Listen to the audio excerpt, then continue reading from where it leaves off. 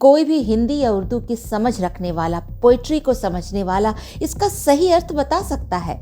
जैसे मैंने अब तक पठान फिल्म नहीं देखी है, पर बता सकती हूँ कि गाने का अर्थ क्या है, कि गाने में शरीफी शब्द का प्रयोग कर उर्दू की टांग तोड़ने का अधिकार किसने दिया।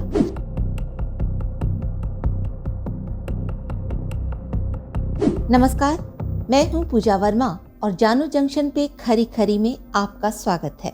और भी मुद्दे हैं ज़माने में पठान फिल्म के सिवा।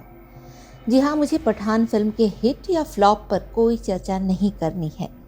हर फिल्म अपनी यात्रा खुद तय करती है। मैं तो बस ये चाहती हूँ कि अगर हम देखना चाहें तो कोई रोके ना, और ना देखना चाहें तो कोई टोके ना कि भाई तुमने पठान नहीं देखी। मैं आज के हालात पर खरी खरी बात करना चाहती हूँ। आपको याद होगा कि फिल्मों के बहिष्कार का सिलसिला सुशांत सिंह राजपूत की मृत्यु से उपजे जन आक्रोश के कारण शुरू हुआ था, जिसने बॉलीवुड गैंग की जड़ें हिला दी, कहे तो रुला मारा।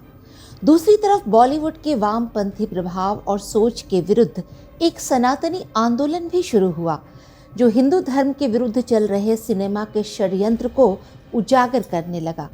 बिना किसी राजनीतिक या ऑफिशियल सपोर्ट के भी सिर्फ सोशल मीडिया के दम पर यह आंदोलन 3 साल तक अत्यंत प्रभावकारी रहा। इसका सबूत हम देख सकते हैं कि रणवीर कपूर को कम बैक के लिए ब्रह्मास्त्र में हिंदुत्व की शरण लेनी पड़ी और रोमांटिक गीत में भी देवा देवा नमो नमः घुसेड़ना पड़ा।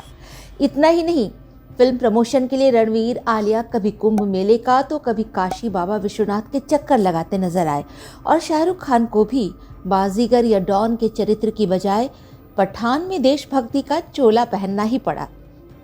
मैं दावे के साथ कह सकती हूँ, ये दोनों फिल्में सिर्फ इसलिए हिट हो पाईं क्योंकि इन्होंने जो हिंदू धर्म और देश प्रेम का विषय उठाया, उसे भारतीय दर्शक नकार नहीं सके।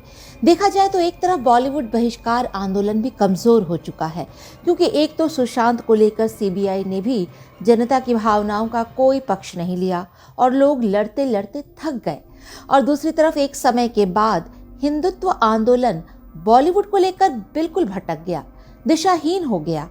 अब फिल्म के विषय पर नहीं बल्कि फिल्म कलाकारों पर व्यक्तिगत हमला आरंभ हो गया, और बेसिर पैर की बातों पर हिंदुत्व की भावनाओं को भड़काने की कोशिश होने लगी।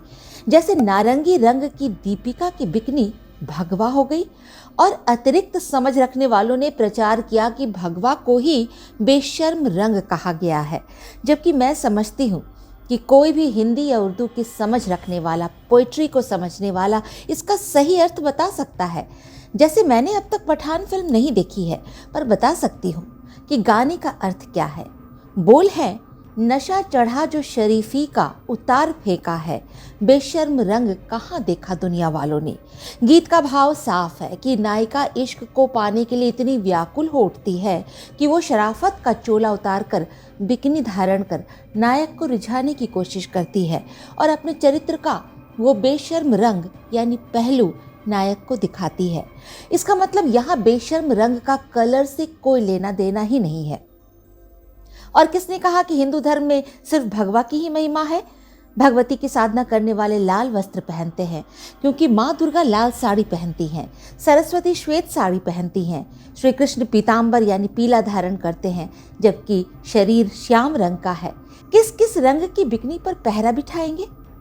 ये गाना पसंद ना आने के कुछ और वैलिड रीजंस हो सकते हैं, जैसे दीपिका को इस उम्र में नग्न प्रदर्शन की सीमा लांघने की, या शाहरुख को बुढ़ापे में नकली सिक्स पैक दिखाने की क्या मजबूरी थी। मेरा विरोध गीतकार से है कि गाने में शरीफी शब्द का प्रयोग कर उर्दू की टांग तोड़ने का अधिकार किसने दिया, जबकि सही शब्द शराफत होता है, और अगर शरीफी की बजाय शराफत लिखा होता तो भी राइमिंग के लिए कोई चैलेंज नहीं था। अंत में सनातन के सच्चे सिपाहियों से खरी खरी कहना चाहती हूँ कि यदि हिंदुत्व पर प्रहार करने वालों को रोकना है तो बॉलीवुड का उचित तथ्यों के साथ विरोध करें, तभी लोग साथ देंगे।